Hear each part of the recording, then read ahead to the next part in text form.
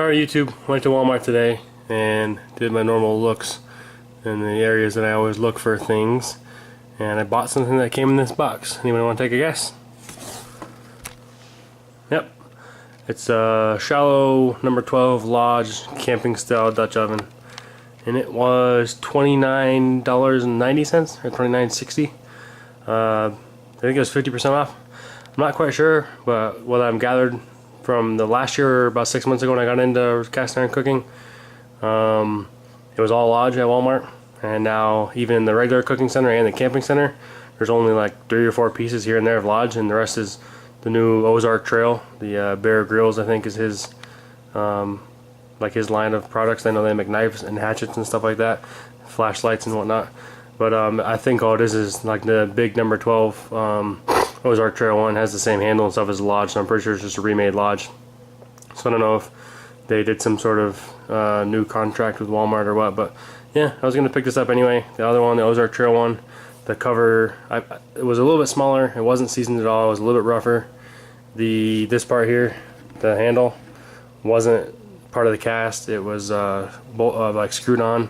The handle had this little spring thing on it, which I'm sure was handy for like holding it, but it kind of looked goofy.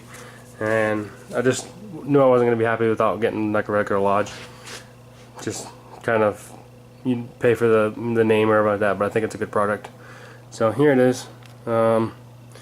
It's somewhat seasoned right there. It's got the Lodge season. I'll probably wash it with scalding hot water and dish soap and some 4-aught steel wool or whatever. Scrub the crap out of it, and then I'll Crisco it and bake it.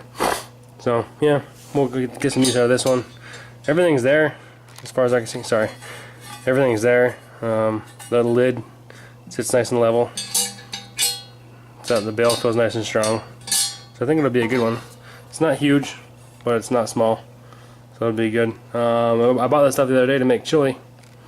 I plan on making chili in this. So hopefully we'll get it cleaned up, and this weekend I'll be able to get a chance to do that.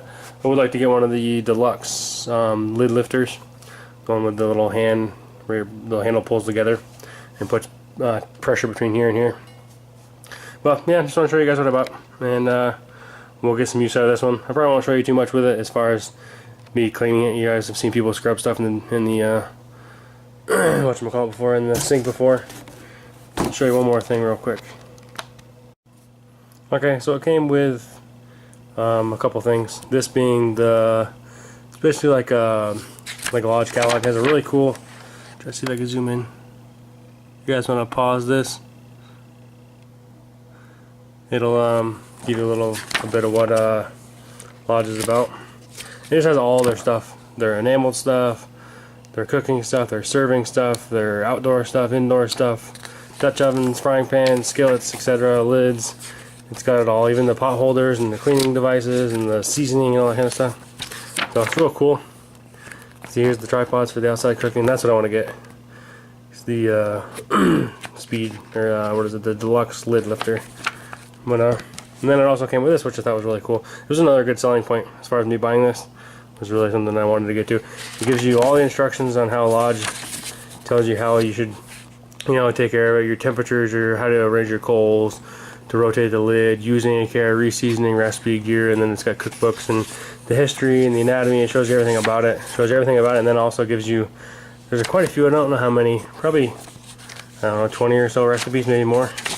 But it gives you nice little ideas of stuff you can cook, and it shows you how to do it. So this is really cool. Charlie bread, Southwest cowboy omelet, all that kind of stuff. So I thought that was really cool. So yep, you guys will see some more videos on this. We'll be cooking with it probably this weekend. Check it out, YouTube. Got the 3-notch number 8 Lodge in there that I cleaned the other day. Then I got the lid and the Dutch oven. Got them in there. Cleaned them off in the sink with some steel wool and some hot water.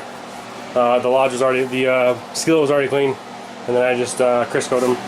Put them in there at 200 degrees for like 5 or 10 minutes just to make sure they were entirely dry. And then I just went ahead and popped them in for 10 or 15 minutes, let them warm up, pulled them out, Criscoed them, and put them back in at 350. So I'll let them go for like a half an hour, and then I'll just shut the oven off, let them completely cool, and then I'll probably do it again tomorrow. But hoping to get a chance to use this Dutch oven this weekend, so wish me luck. Sorry for the wind, guys. This is a scenic view looking over El Paso and Mexico. See how this video turns out. As far as, I don't know, since it's dark, it doesn't want to zoom in very good or focus.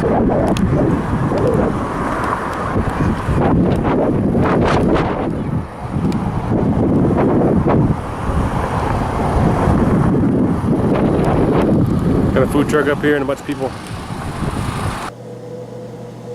Check out the new dragon fish.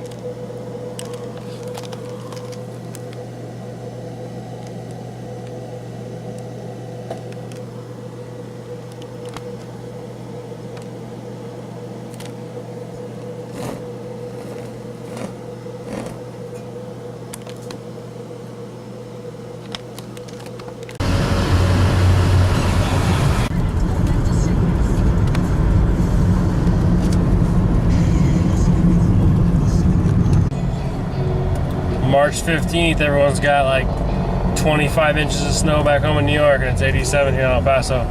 Feels pretty good to be out here in flip-flops. Beautiful weather. Not really beautiful desert, but beautiful weather. It's hot out. Feels good. Alright YouTube, so we are outside getting ready to start cooking in the new number 12 Lodge Dutch oven. It's the shallow one, and I'm going to be cooking it's like my style of chili that I came up with myself. Been cooking it for a couple years now. I've never done it in cast iron, so it should be interesting.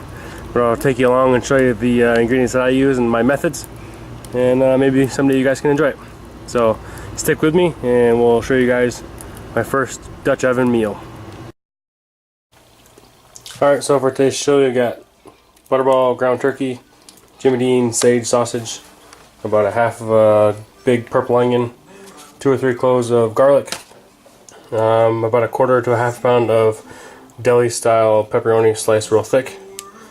And then I got about a half a jar of banana peppers, the pickled hot ones, a big thing of mushrooms, and of course chili beans or kidney beans. And then I like to use the Hunt's basil or the fire roasted diced tomatoes, some Frank's Red Hot.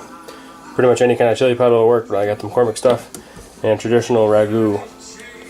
So we're going to get started cooking these meats and the onions, and then I'll show you guys the rest. Alright, so we're going to go ahead and get started on this chili. I'm going to cook the meat in this number 8 Wagner the Cid Neo. Just barely got done with it. 1058. I found out the 8 is not for the size. So we're going to get this one started, and we're going to go ahead and cook this meat up in here. Right now I got my charcoal on, and I'm bringing all my stuff outside. So bear with me guys, and I'll show you my style of chili, and hopefully everything works out good with the Dutch oven. Alright, so I went ahead and threw in the peppers, pepperoni, the garlic, and the mushrooms, and I'm cooking right now, cooking the sausage up. So we'll start throwing the ingredients in here together. Probably should have warmed it up first, but I'm going to go ahead and start putting the sauce and stuff in anyway. As you can see, I don't have a whole lot of space, but anyway, moving along here. Alright, so we got the sausage in, and now we are working on the onions real quick.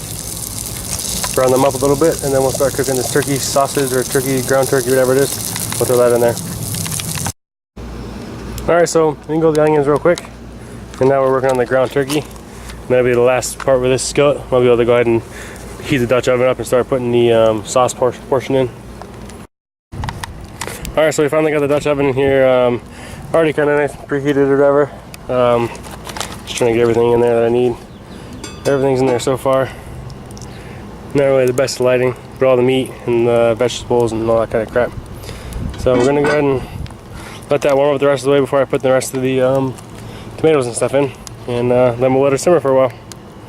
This grill is kind of sketchy. I don't really like it. Next time I think I'll just do it on the concrete, or get one of those big metal, like the giant pizza pans that they use for oil, like in shops. Try to find something like that. But this will work for this time. Do you hear that, YouTube?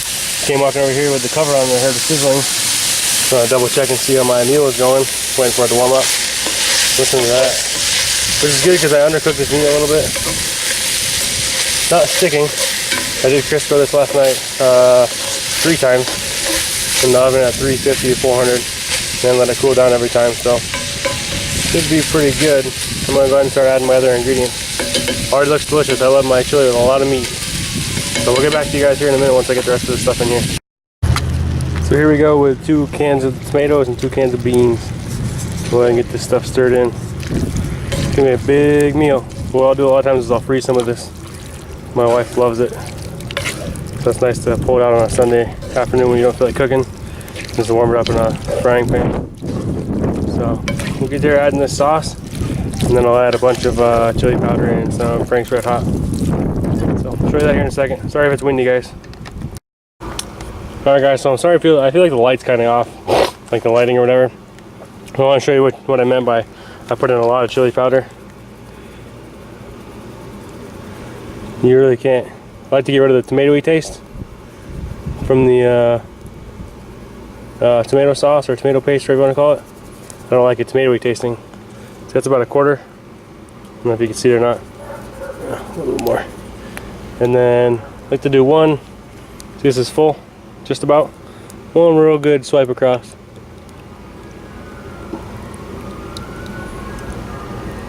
A little less than half. So we'll get that mixed in, and then we'll just go ahead and let it start simmering for a long time. Well, if you can see with this weird lighting, here we are about 30 minutes in. Not really boiling, but simmering pretty nicely. About perfect, so I'm not going to mess with the coals or anything. I don't know if you can see, it's a little fuller over there. This thing's not very level, which kind of stinks, but like I said, I think next time I'll just do it on the sidewalk. Put something down to protect it. But we're going to let this go for about an hour and a half. So stir it up and put the top back on. Alright, so let me check here. It's been about 2 hours and 20 minutes. So we'll see where we're at here real quick. Ooh, look at that. I came over here and took the cover off. Not completely off, but cracked it open to see how we were doing. Let's not break a new lid. Oh yeah, nice and thick. I'm gonna call that done. We're gonna go chow down. Sprinkle a little bit of sorry, camera's off. Sprinkle a little bit of probably mozzarella or Parmesan, like fresh shredded cheese in there. We'll call this a meal. Alright, thanks for watching, YouTube.